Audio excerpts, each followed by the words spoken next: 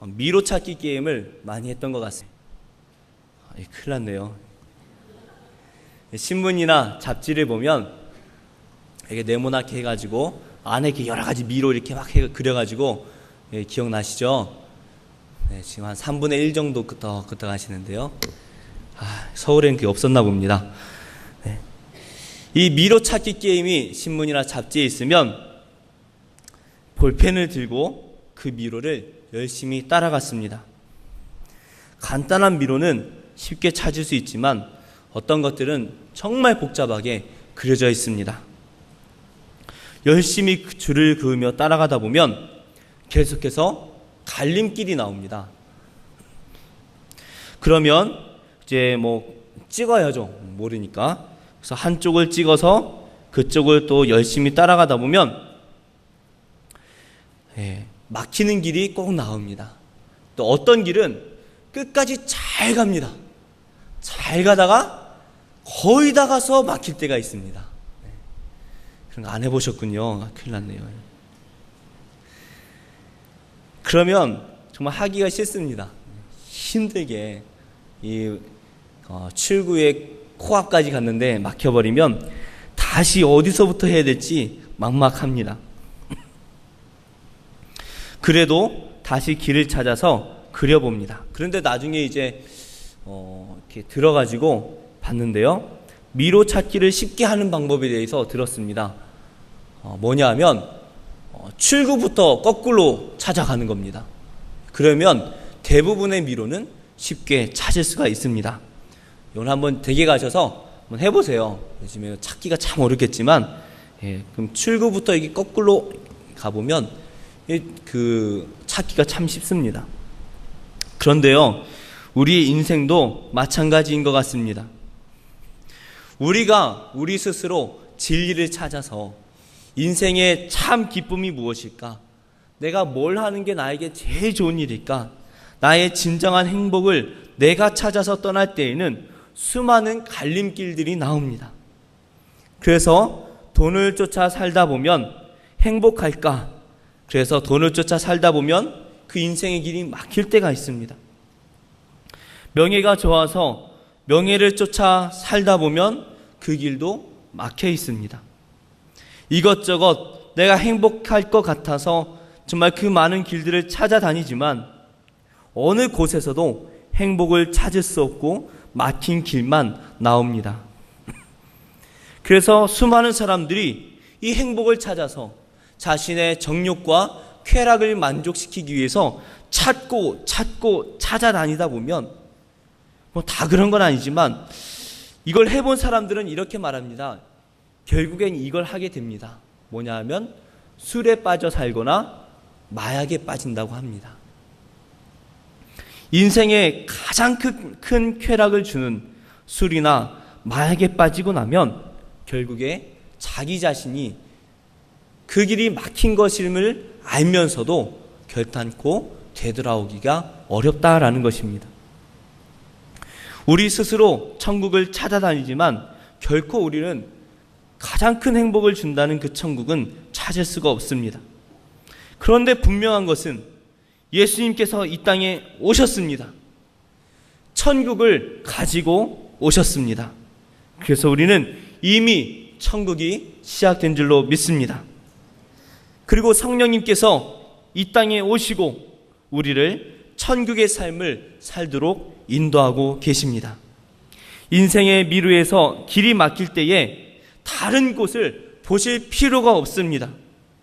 우리는 이미 그 해답을 가지고 있습니다. 출구에서부터 그 미로를 거슬러 올라가면 그 입구를 쉽게 찾을 수 있는 것처럼 우리는 그 인생의 해답을 가지고 계신 그 성령님께 하나님의 말씀으로 나아가기만 하면 우리의 인생은 활짝 피게 되는 것입니다. 인생에 문제가 있으시다면 내가 가지고 있는 그 문제로 어느 길로 가야 될지 고민하지 마시고 그 문제에 해답이 적혀 있는 하나님의 말씀으로 나아가시고 또 그 해답의 해결 열쇠를 쥐고 계신 바로 하나님께 나아가시기를 바랍니다. 그런데 문제가 있습니다. 우리가 그 정답이라는 건 너무나 잘 알고 있습니다. 그런데 문제는 우리가 성령을 쫓아 살려는 마음보다는 세상을 쫓아 살려는 마음이 우리 안에서 올라올 때가 있다라는 것입니다. 어쩌면 과거에 내가 죄를 짓던 그 습관이 남아서 그런 경우도 있을 수 있습니다. 혹은 악한 사람들이 우리를 미혹하기 때문에, 그것이 가장 행복한 길이라고 우리를 미혹하기 때문에 그렇게 되기도 합니다. 베드로가 편지를 쓴 이 소아시아 지역의 성도들 또한 그러한 미혹에 많이 넘어가고 있었습니다. 문제는 이러한 미혹의 영인 거짓 선지자들이 교회 안에서도 버젓이 활동하고 있었다라는 것입니다. 우리는 지난 말씀을 통하여서 이러한 거짓 선지자들이 교회 안에 활동하고 있었고 그들이 어떻게 성도들을 미혹하고 있었는지 우리는 살펴보았습니다. 오늘 말씀은 이 베드로가 그들을 향해서 이렇게 말하는 것입니다. 이 불의한 자들, 즉 악한 자들에게는 반드시 형벌이 있을 것이다 라고 말하고 있습니다. 우리 9절 말씀을 우리 함께 봉독하시겠습니다. 시작.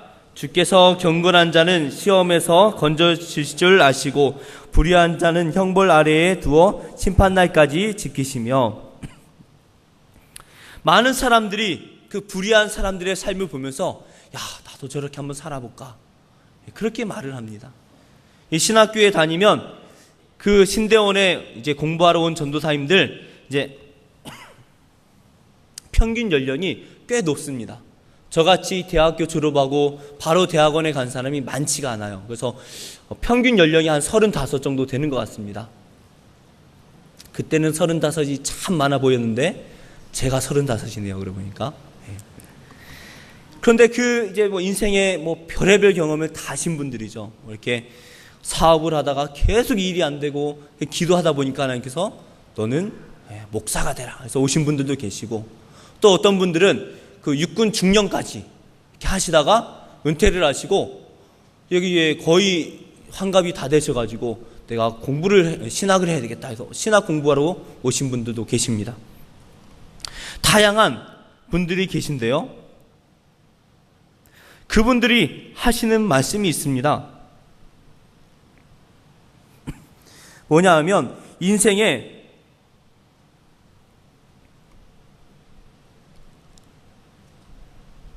여러 가지 자기 뜻대로 노력을 하고 살지만 그것이 자기 뜻대로 되지 않는다라는 것입니다. 특별히 내가 하나님을 온전히 믿고 싶은데 그렇게 되지 않을 때가 있다라는 것입니다. 어떤 때 그런가 하면 옛날에 자기가 술을 좋아해서 술에 빠져 살았는데요. 이제 예수님 믿고 내가 다시는 술을 마시지 않아야지. 그래서 기도원 가서 기도하다 보니까 술 냄새만 맡아도 싫다라는 것이에요. 그런데 그 신앙생활을 하다가 힘든 순간들이 찾아오지 않습니까? 그러면 남들이 술을 마시는 걸 보고 옛날에는 정말 마음이 뜨거울 때는 술 냄새도 맡기 싫었는데 그러기에 갑자기 이제 향기롭게 냄새가 맡아질 때가 있고 한 잔만 더 해볼까? 그런 유혹이 순간순간 찾아온다라는 것입니다. 그런 이야기를 듣다 보면 또 옆에 있는 전도사님이 이렇게 말을 합니다. 나는 술은 안 마셔본 것 같아. 한번 해볼까? 그냥 한번 해볼까? 왜냐하면 한번 해봐야 내가 나중에 목회할 때 왜 안 좋은지 내가 말할 수 있지 않을까? 그런데 그 옆에 계신 분이 이렇게 말하죠. 절대로 하지 말라고. 왜냐하면 한번 거기에 빠졌다가 나오면 그 유혹을 이겨내기가 너무나 어렵다는 것입니다. 그 사람들이 행하는, 불의한 사람들이 행하는 것들이 부러워 보일 때가 있습니다. 돈을 열심히, 그러니까 돈만 사랑해서 나쁜 짓을 다 하고 정말 세금도 내지 않고 남의 어려운 사람들의 돈을 착취하면서 부자가 된 불의한 사람들, 그러한 사람들을 보면서 나도 조금만 타협하면 부자가 될 것 같은데, 그리고 권력을 가지기 위해서 정말 나쁜 짓을 다 한 사람들을 바라보면서 나도 조금만 나쁜 짓 하면은 권력을 가질 수 있을 것 같은데, 그런 생각들을 우리가 하다 보면 정말 우리 마음속에 그런 것들이 점점 자기 합리화가 됩니다. 그래서 한번 해볼까? 한 번은 괜찮지 않을까? 그런 생각이 들 때가 있다라는 것이에요. 그런데 오늘 하나님 말씀엔 분명하게 이렇게 말씀하십니다.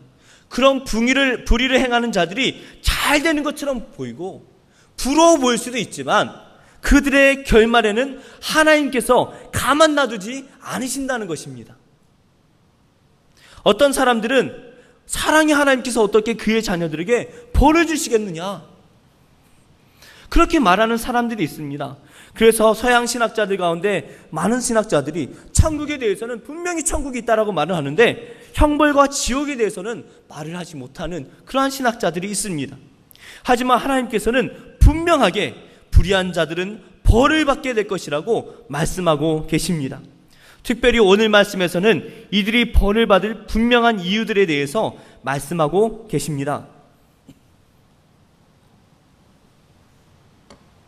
첫 번째로, 불의한 자들은 정욕대로 살기 때문에 그들은 벌을 받게 될 것입니다. 우리 10절 상반절 말씀을 우리 함께 읽어보시겠습니다. 시작.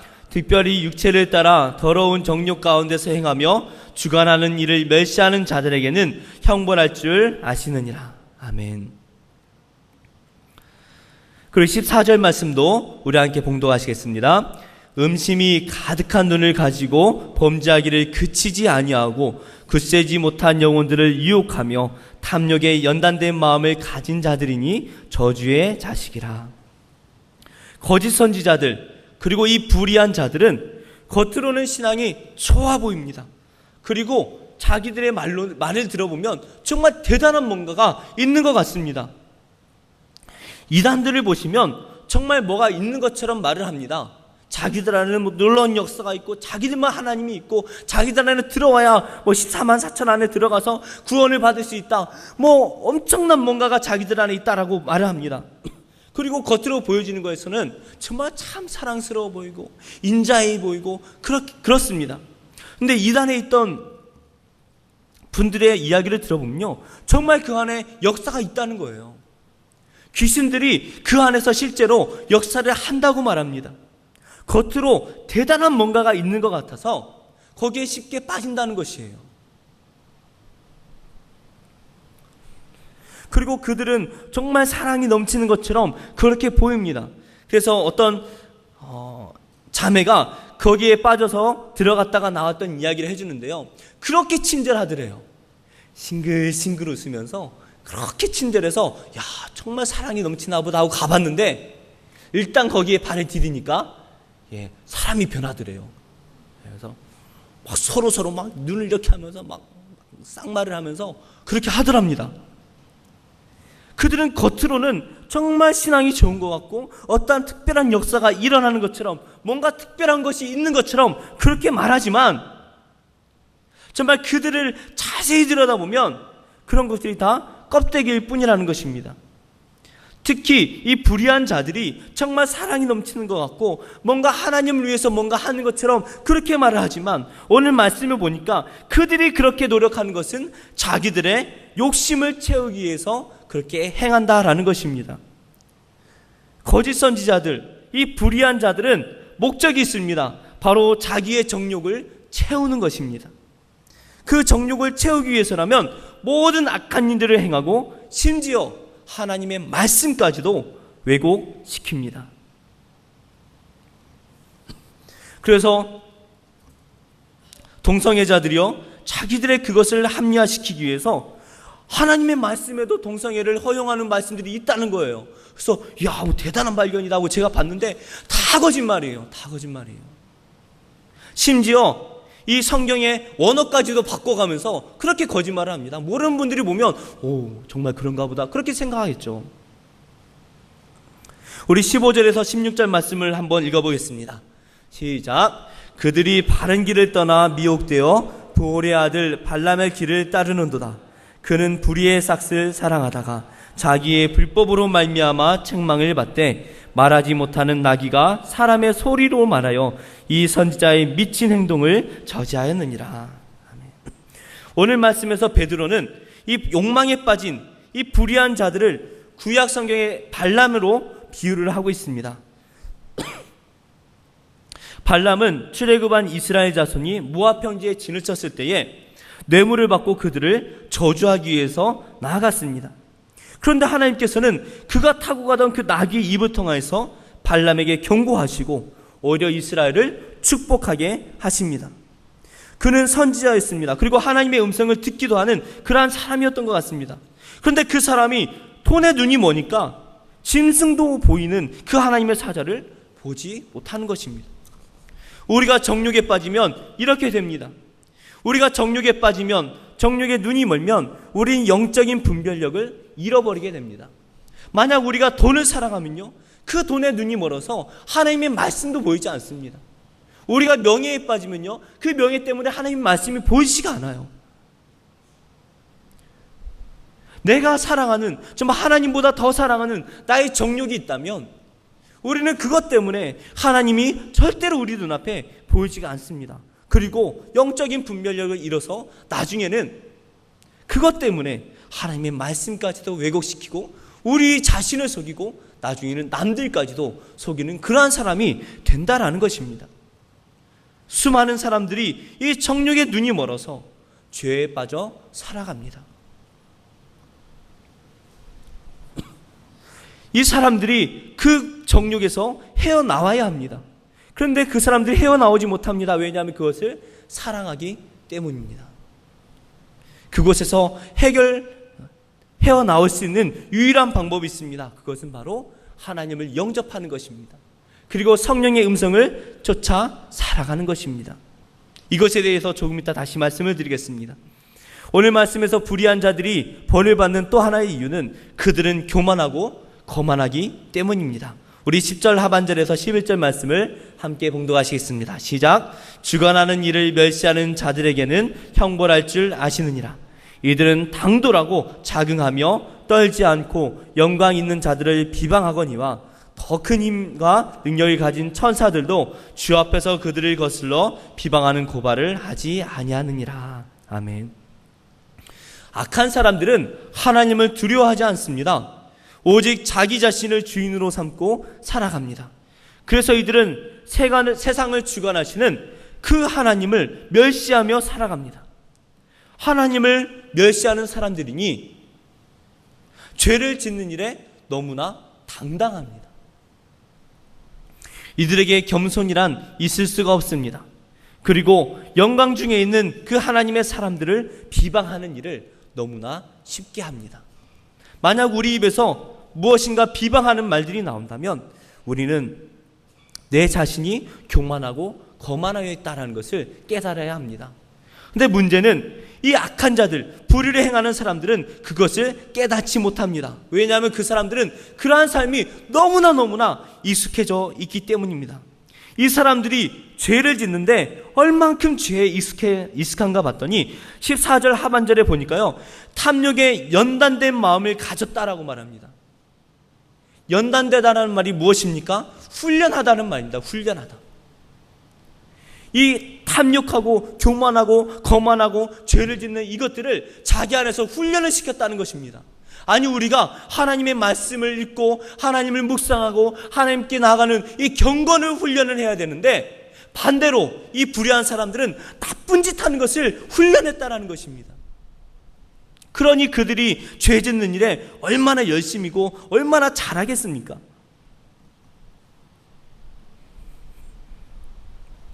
예수님께서는 수많은 죄인들 가운데 교만한 자들에 대한 경고를 많이 하셨습니다. 왜냐하면 이 교만한 사람들은 하나님을 두려워하지 않기 때문입니다.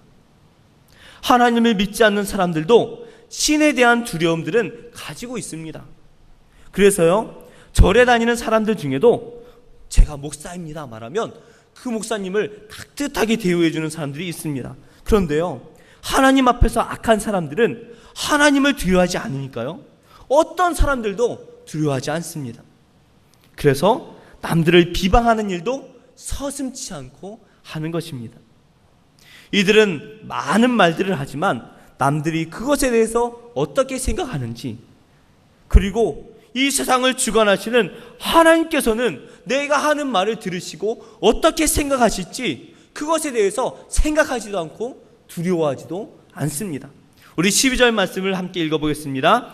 그러나 이 사람들은 본래 잡혀 죽기 위하여 난 이성 없는 짐승 같아서 그 알지 못하는 것을 비방하고 그들의 멸망 가운데서 멸망을 당하며. 우리는 하나님의 말씀을 알고 또 그 하나님의 말씀을 그대로 믿습니다. 그렇지만 악한 사람들은 자기가 말하는 것은 좋아하는데 남의 말 듣기를 싫어합니다. 그런데 자기들이요, 말은 많이 하면서도 무슨 말 하는지도 모르고 내가 하는 말이 어떤 결과를 낳을지 그것에 대해서 생각하지 않습니다. 오늘 말씀 보니까요, 마치 이성이 없는 짐승과 같이 뭐가 뭔지도 모르고 자기가 하는 말이 뭔지도 모르고 그냥 막 말을 하는 것입니다. 이들이 말하는 것들을 들어보면 자기가 모든 것을 다 가지고 있고 모든 지혜가 있는 것처럼 그렇게 말을 합니다. 하지만 실상은 그들은 텅 빈 것들입니다. 그래서 오늘 말씀은 그들을 향해서 허탄한 자랑이다 하고 말을 합니다. 우리 17절에서 18절 말씀을 함께 봉독하겠습니다. 이 사람들은 물 없는 샘이요 광풍에 밀려가는 안개니 그들을 위하여 캄캄한 어둠이 예비되어 있나니 그들이 허탄한 자랑의 말을 토하며 그릇되게 행하는 사람들에게서 겨우 피한 자들을 음란으로서 육체의 정욕 중에서 유혹하는도다. 사기꾼들의 특성이 무엇입니까? 거짓말입니다. 입만 열면 다 거짓말이에요. 모든 것을 가지고 있는 것 같이 거짓말을 많이 하고 있지만 알고 보면 빈 껍데기일 뿐입니다. 제가 어떤 드라마를 봤습니다. 큰 성에 사는 사람이에요. 뭐 겉으로 보면 막 금색으로 된 옷을 입고 정말 이렇게 부자같이 보입니다. 그런데 그 사람이 예쁜 여자를 자기 집에 데려와서 어떤 방을 보여줍니다. 근데 그 방은 이만한 금고처럼 이게 열쇠로 잠겨져 있습니다. 그걸 열 수 있는 유일한 열쇠가 자기 목에 있는데요. 그 안을 보여주진 않으면서 하는 말이 내가 이 안에 방이 있는데 이 안에는 금은보화가 가득 있습니다. 그러니 나랑 결혼합시다. 나랑 결혼하면 이 안에 있는 것을 다 당신에게 주겠어. 결혼하시겠습니까? 안 하시겠습니까? 저라면 일단 보고 판단할 것 같아요. 그런데 이 여자가 처음에 믿는 것 같았어요. 근데 안 믿는 것 같기도 하고 뭐 그렇습니다. 근데 나중에요, 그 열쇠를 훔칩니다. 그리고 그 금고를 열었습니다. 열었더니 뭐가 들어있습니까? 텅 빈 것만 들어있습니다. 아무것도 없는 거예요. 그래서 그것에 함께 갔던 이 힘센 사람이 그 거짓말한 사람을 거기에 가두어 버리고 열쇠로 잠궈 버립니다. 안에서 굶어 죽었겠죠. 예전에 알고 있던 한 분이 있습니다. 여러 군데 기업들을 다니면서 강의를 합니다. 어떻게 하면 부자가 되는가, 어떻게 해야 성공하는가, 이런 거를 강의하는 분이에요. 근데 이분은 이미 수십 년 전에 보증을 잘못 써서 재산을 다 잃으신 분입니다. 그 강의를 하면서도 재산이 없는 분입니다. 그런데 어떻게 해야 부자가 되는지 강의를 하고 다닙니다. 이분의 말을 들으면서 살면 부자가 될까요, 안 될까요? 들어보면 다 부자 될 것 같습니다. 그런데 자기는 부자가 못 됐어요. 이런 분들의 특징이 있습니다. 다 그렇진 않겠지만 많은 분들이 비싼 외제차를 몰고 다닙니다. 그래야 겉으로 정말 저 사람이 부자인가 보다 그렇게 생각하는 거예요. 하지만 실상은 아무 재산이 없는 사람입니다. 악한 사람들이 자기가 모든 것을 다 가지고 있고 자기가 모든 세상의 지혜를 다 가진 것처럼 말하면서 하나님의 말씀이 아니라 나를 쫓아라, 심지어 하나님의 말씀을 거짓으로 바꿔가며 가르치면서 이것이 참 하나님의 말씀이다라고 말한다 할지라도 우리는 거기에 현혹되어 나가면 안 됩니다. 거기에 참 행복이 있는 것처럼 느껴질 때가 있지만 우리는 그것이 거짓이라는 것을 알아야 합니다. 참 행복은 오직 하나님께만 있는 줄로 믿으시기 바랍니다. 사람들을 쫓아갈 것이 아니라, 세상 사람들의 지혜를 쫓아갈 것이 아니라 오직 성령을 쫓아 살아가시기를 바랍니다. 그 안에만 행복이 있고 그 안에만 영생이 있는 줄로 믿습니다. 악한 사람들의 세 번째 특징은 부끄러움을 모른다라는 것입니다. 우리 13절과 14절 말씀을 함께 봉독해 보시겠습니다. 시작. 불의의 값으로 불의를 당하며 낮에 즐기고 노는 것을 기쁘게 여기는 자들이니 점과 흠이라.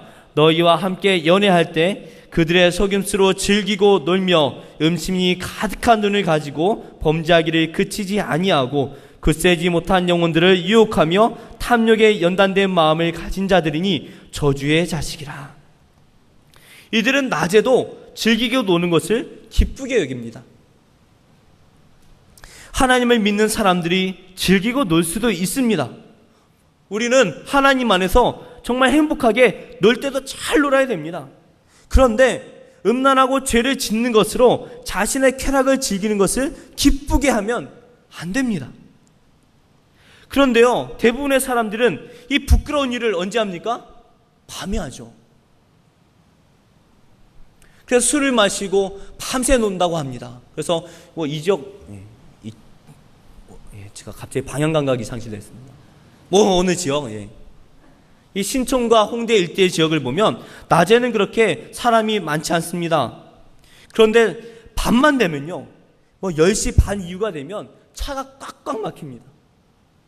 젊은 사람들이 술에 취해서 흥청망청하며 돌아다닙니다. 그것이 언제까지 지속됩니까? 새벽까지 지속돼요. 새벽까지.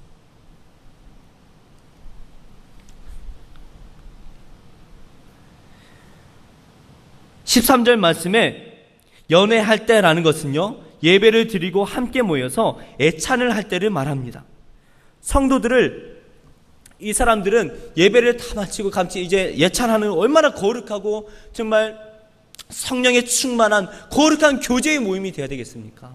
정말 서로가 얼굴만 쳐다봐도 은혜가 넘치는 그러한 때에 이 정말 간사한 사람들이요, 그 안에서도 밤에 정말 몰래 행하는 것이 아니라 정말 거룩한 사람들이 모여서 함께 있는 그 자리에서도 악한 일을 하도록 유혹한다라는 것입니다.